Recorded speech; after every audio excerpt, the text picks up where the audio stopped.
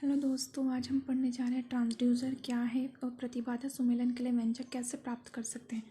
तो हम जानते हैं कि ऊर्जा को न तो उत्पन्न किया जा सकता और न ही नष्ट किया जा सकती, किंतु एक प्रकार की ऊर्जा को दूसरे प्रकार की ऊर्जा में रूपांतरित अवश्य किया जा सकता है। ट्रांसड्यूसर वे युक्तियाँ हैं जो एक प्रकार की ऊर्जा को दूसरे प्रकार की ऊर्जा में परिवर्तित कर देती हैं। उदाहरणार्थ लाउड स्पीकर जो है विद्युत ऊर्जा को ध्वनि ऊर्जा में रूपांतरित कर देता है, जबकि माइक्रोफोन जो है की सहायता से हम ध्वनि ऊर्जा को विद्युत ऊर्जा में परिवर्तित कर देते हैं। तो मोटर की सहायता से हम अन्य ऊर्जा को यांत्रिक ऊर्जा में प्राप्त करते हैं, जबकि डायनेमो यांत्रिक ऊर्जा को विद्युत ऊर्जा में रूपांतरित कर देता है। ट्रांसड्यूसर जो है तरंगों के माध्यम से ऊर्जा एक से अधिक माध्यमों या संचार तंत्रों से प्राप्त करते हैं और इसे तरंगों के माध्यम से उसी प्रकार की हो, आवश्यक नहीं कि तरंगे जो उसी प्रकार की हो, अन्य माध्यमों या संचार तंत्रों में संचारित कर देता। मतलब ये ऊर्जा जो है एक माध्यमों में संचार तंत्रों से ही प्राप्त करते हैं, संचार तंत्रों के द्वारा ही संचारित करते हैं। एक अच्छे ट्रांसड्यूसर के लिए यह आवश्यक है कि वह उस पर आपतित समस्त ऊर्जा को ग्रहण करे और माध्यमों में क्या करे, निर्गत करे। दूसरे शब्दों में एक अच्छे ट्रांसड्यूसर पर आपतित तरंग का किसी भी तरह से परावर्तन नहीं होना चाहिए, और परावर्तन से ऊर्जा का ह्रास तो होता ही है, साथ ही इससे अन्य प्रक्रिया में बाधा भी उत्पन्न हो सकती है। और उदाहरण प्रकाशिकी के प्रयोग में जब हम लेंस या कांच के गुटके पर प्रकाश डालते हैं तो हम चाहते हैं कि संपूर्ण प्रकाश लेंस या कांच के गुटके में संचरित हो, क्योंकि परावर्तन से प्रकाश तीव्रता में कमी आती है।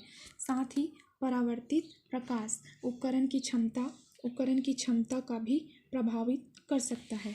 तो हम जानते हैं कि जब ध्वनि एक माध्यम से दूसरे माध्यम में प्रवेश करती है तो परावर्तन एवं संचरण गुणांकों का मान माध्यम की प्रतिबाधा पर निर्भर करते हैं। तो अभिलंब आपतन की स्थिति में क्या होता है, R=VR/VI और Z1-Z2/Z1 और T12VT/VI=2Z1/Z1 अब यदि दो माध्यमों की प्रतिबाधा समान हो, अर्थात Z1=Z2 हो, तो क्या होगा, फर्स्ट वाले में Z1=Z2 होने पर तो 0 आ जाएगा, तो VR क्या प्राप्त होगा, हमें 0 प्राप्त होगा। अब दूसरे वाले में T12 वाले में अगर Z1=Z2 है तो ये 2Z1/Z1 अगर दोनों कैंसल आउट होकर क्या हो जाएगा, 1 बचेगा था, VT=VI प्राप्त होगा। स्पष्ट है कि दोनों माध्यमों की प्रतिबाधा समान होने पर दूसरे माध्यम पर आपतित तरंग का कोई भाग परावर्तित नहीं होगा और तरंगों की संपूर्ण ऊर्जा दूसरे माध्यम को संचरित हो जाएगी। तरंगों को एक माध्यम से दूसरे माध्यम की ओर बिना किसी परावर्तन के संचरित करना ही क्या कहलाता है, प्रतिबाधा सुमेलन कहलाता है। अब हम देखते हैं सोनार तंत्र। इसमें ही अगला टॉपिक हमारा सोनार तंत्र क्या है, इसका सिद्धांत, इस पर हम टिप्पणी कैसे कर सकते हैं। सोनार अंग्रेजी शब्द समूह साउंड नेविगेशन रैंकिंग का संक्षिप्त रूप है, जिसका अर्थ है नौचालन में ध्वनि से प्रसार, ध्वनि परास मापन से है। सोनार वे युक्तियाँ हैं जिनकी सहायता से समुद्र की गहराई अथवा समुद्र जल में डूबी हुई वस्तुओं का पता लगाया जाता है। इन उपकरणों में उच्च आवृत्ति की ध्वनि तरंगे का परावर्तन और प्रतिध्वनि का उपयोग किया जाता है। ध्वनि तरंगों के बड़े पैमाने पर होने वाले परावर्तन से हम परिचित हैं। पहाड़ी से घने जंगल के साइड अगर हम देखें, घने जंगल के किनारे से ऊंचे मकान की छत से जो प्रतिध्वनि हमें सुनाई देती है वह ऐसे परावर्तन का स्वरूप है कि हम जोर से जब चिल्लाते हैं तो वही ध्वनि हमें बाहर सुनाई देती है, वही हमारी परावर्तन का स्वरूप है। कभी कभी बड़े बड़े भवनों में देखते हैं, बड़े बड़े भवनों में जो होता है, बड़े बड़े भवनों में प्रतिध्वनि सुनाई देती है।